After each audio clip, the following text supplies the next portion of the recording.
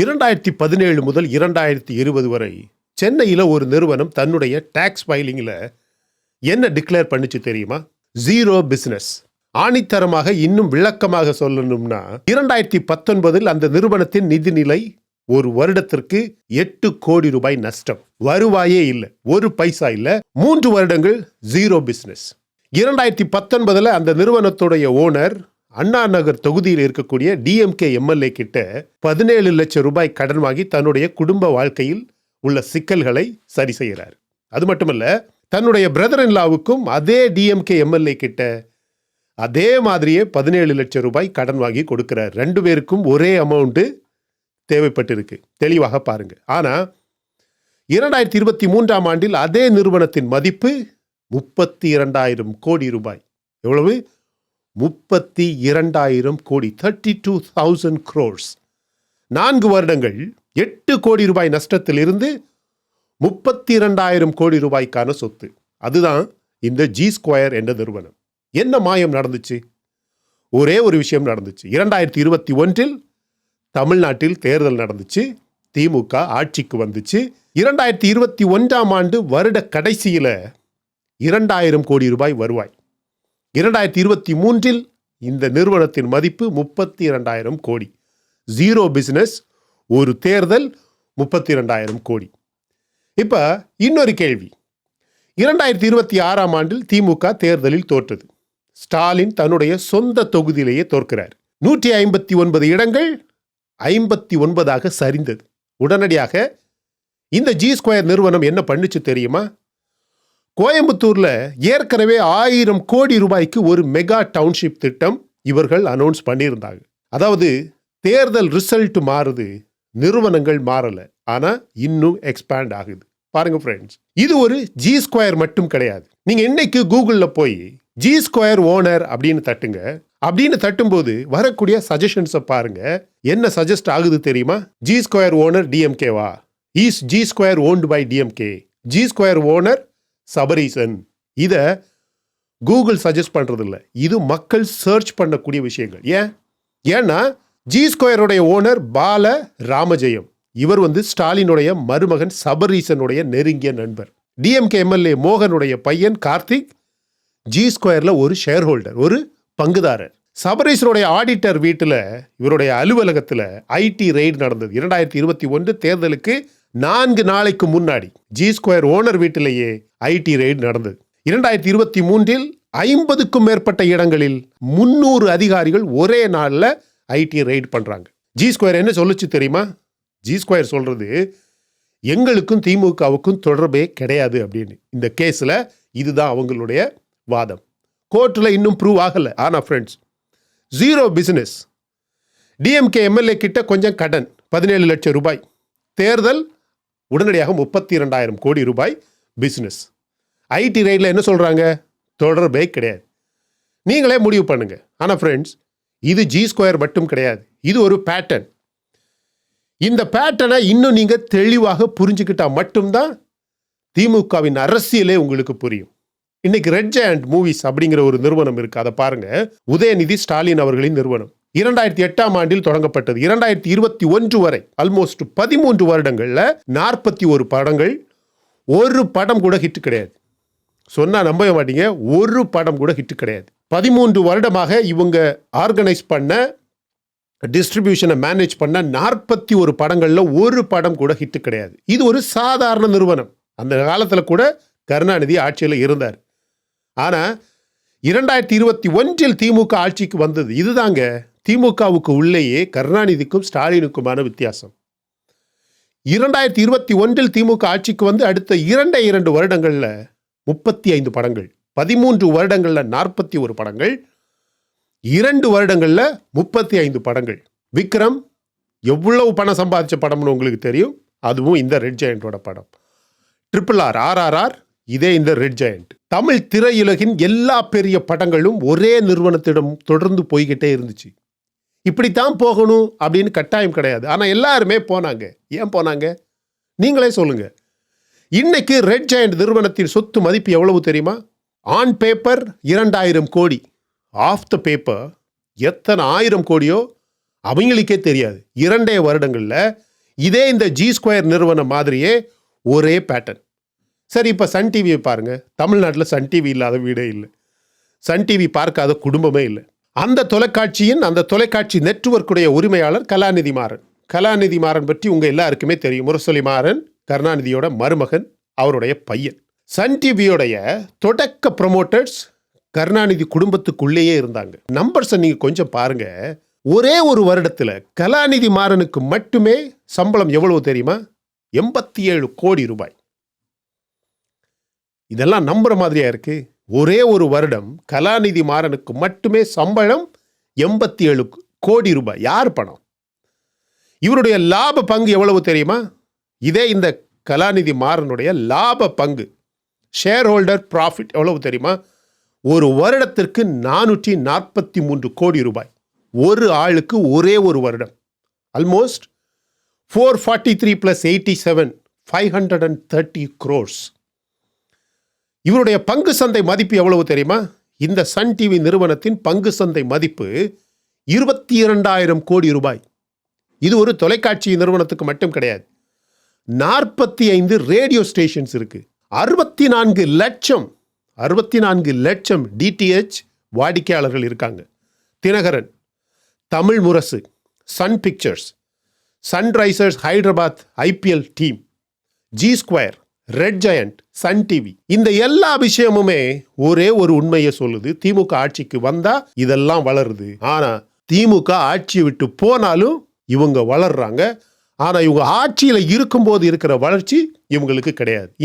ஏன்னா இவங்க எல்லாரும் சாதாரண தொழில் நிறுவனங்கள் கிடையாது.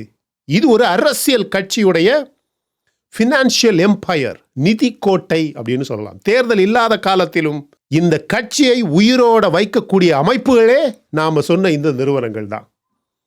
இந்த நிதி கோட்டை எவ்வளவு பெரியது தெரியுமா?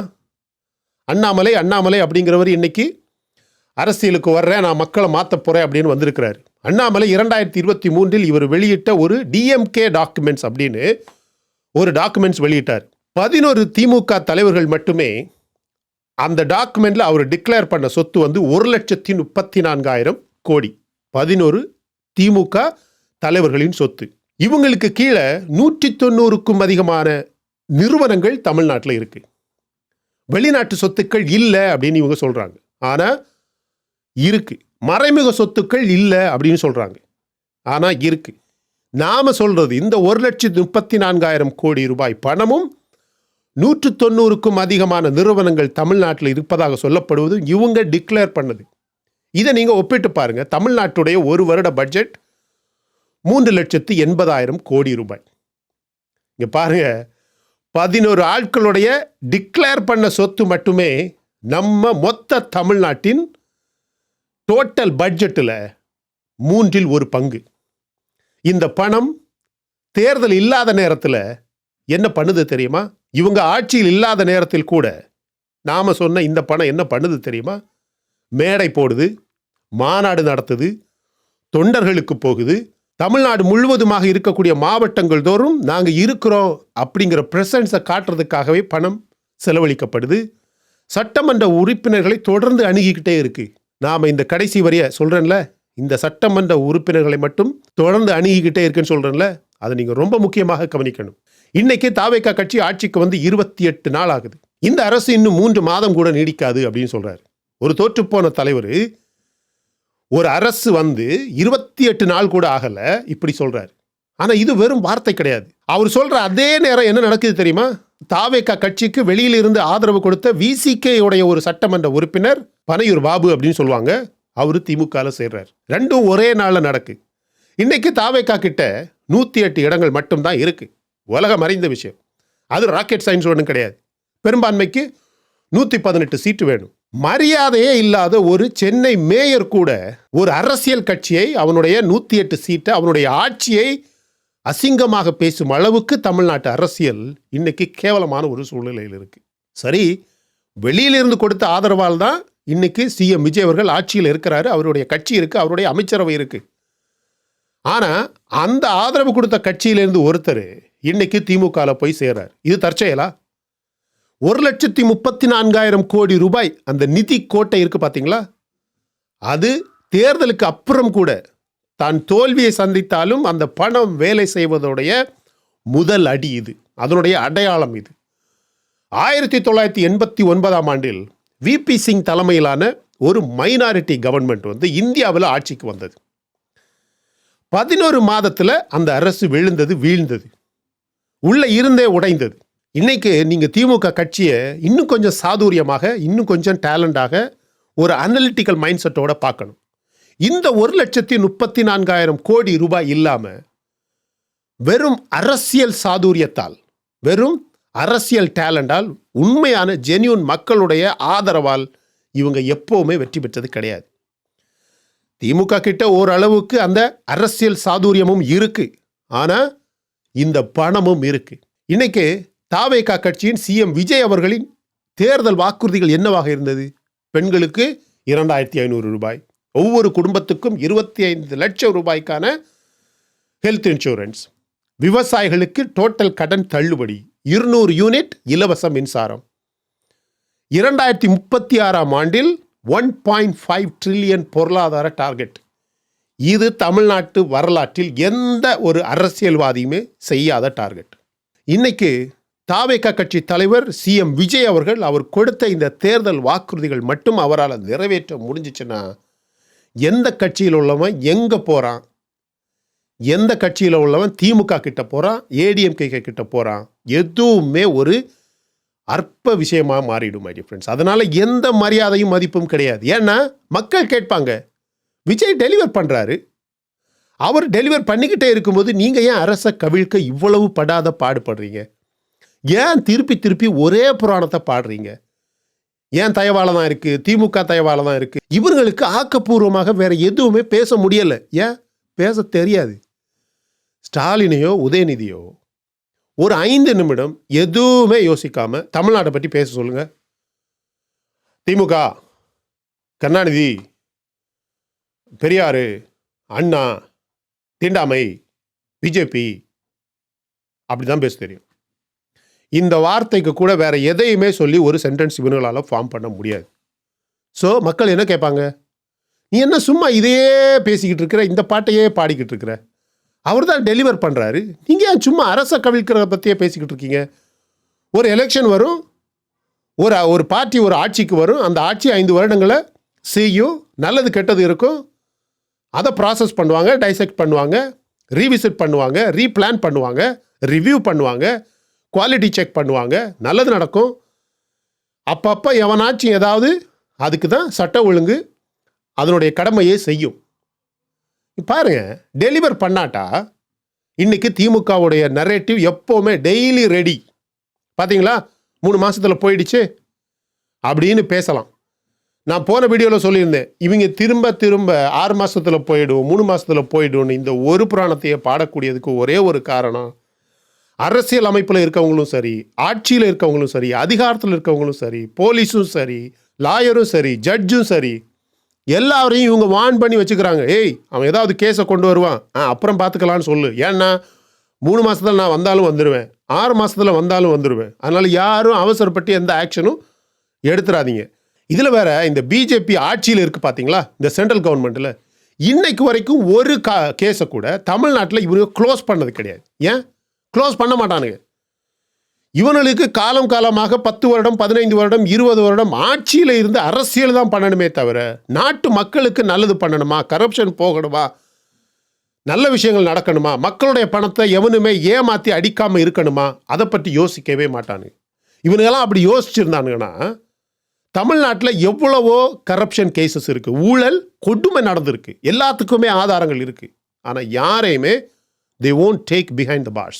ஏன்னா ஏதாவது ஒரு அரசியல் சிச்சுவேஷன் வரும், அவனுடைய 20 சீட்டு நமக்கு பயன்படும், அவனுடைய ராஜ்யசபா சீட்டு நமக்கு பயன்படும், நமக்கு மெஜாரிட்டி இருக்கணும், மெஜாரிட்டி இல்லைன்னா சென்ட்ரல்லையே நமக்கு ஆட்சி இருக்காது, ஆட்சி இல்லைன்னா நம்மளை நாய் கூட மதிக்க மாட்டாங்க அப்படின்னு தன்னுடைய அரசியல் ஆதாயத்தை மட்டும்தான் பார்க்குறானுங்களே தவிர, பார்டரில் அந்த அரசு, இந்த அரசு, அந்த டரிஃபு, இந்த டரிஃபு அப்படின்னு ஒரு 4 சேனல் வச்சு நல்லா சத்தம் போடுவானுங்க. ஆனால் ஒரு மாநிலம் எல்லா மாநிலத்தையும் ஒரே மாதிரியா பார்க்கணுமா இல்லையா? எல்லாருடைய பணமும் உண்மையான பணம் தானா இல்லையா? இன்னைக்கு மக்களுடைய பணத்தை ஒரு மாநிலத்தில் ஒரு கட்சிக்காரன் மட்டும் 10,000 கோடி 10 லட்சம் கோடி அப்படி இப்படின்னு சொத்துக்களை வாங்கி பணத்தை குவிக்கிறானுங்க. எவனையுமே கோர்ட்டில் கொண்டு போய் ஆமாயா இவன் தப்பு பண்ணிக்கிறான் இவனை ஜெயிலில் போடு அப்படின்னு போடவே மாட்டேங்கிறாங்க. ஆனால் 1000 விஷயம் பேசுவானுங்க. என்னன்னு, நாங்கள் சிபிஐ அனுப்புவோம், நாங்கள் இடி அனுப்புவானுங்க. எதுக்கு தெரியுமா? அந்த ஆதாரங்களை கலெக்ட் பண்ணி கையில் வச்சுக்கிட்டு இவனை ஒரு பப்பட் மாதிரி ஆட்டுறதுக்காக வச்சுக்குவானுங்க. இதுதான் இவங்க வேலையே. இதுக்கு தான் தமிழ்நாட்டில் இந்த அண்ணாமலை மாதிரியான ஆட்கள் பின்னாடி இருந்துக்கிட்டு இந்த சென்ட்ரல் கவர்மெண்ட்டுக்கு பிஜேபி அப்படிங்கிற ஒரு மத சாயத்துக்கு பின்னாடி இருந்துக்கிட்டே வேலை செய்கிறது. இதைத்தான் இவங்க இது வரைக்கும் பார்த்துருக்காங்க. இவங்க இந்த ஆதாரங்களை கொண்டு வர்றோம், டிஎம்கே டாக்குமெண்ட்ஸ் அப்படின்னு கொண்டு வந்தாங்க பார்த்தீங்களா? எல்லா ஆதாரத்தையும் கலெக்ட் பண்ணுவானுங்க. ஆனால் கோர்ட்டில் கொடுத்து அதை அவனை ப்ரூவ் பண்ணி அவனை பிஹைண்ட் த பார்ஸ் போடணும். எப்போதுமே ஒருத்தனை கூட பண்ண மாட்டாங்க. நான் வேணும்னா சொல்கிறேன், யாருமே பண்ண மாட்டாங்க. ஏன்னா அந்த டாக்குமெண்ட்ஸ் தான் புல்லிங் த ஸ்ட்ரிங்ஸ் அப்படின்ற மாதிரி ஒரு கான்செப்டில் பப்பட் மாதிரி இவனுங்களை ஆட்டுறதுக்கு.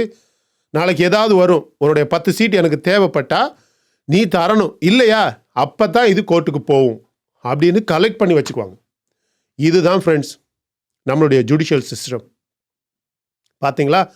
இப்படி ஒரு ஆட்சியில் நல்ல மனசோட ஒருத்தன் வந்தால் கூட அவனை ஆள விடாமல், மக்களுக்கு நல்லது செய்ய விடாமல் 3 மாதத்தில் உன் ஆட்சி போயிடும், 6 மாதத்தில் ஒரு ஆட்சி போயிடும். இங்கே பாருங்கள், ஒரு ரூமர் இருக்குது ஊடகத்தில், நீங்கள் பார்த்தீங்களா பார்க்கலையா அது கூட உண்மையானு நானும் இன்னும் கன்ஃபார்ம் பண்ணலை.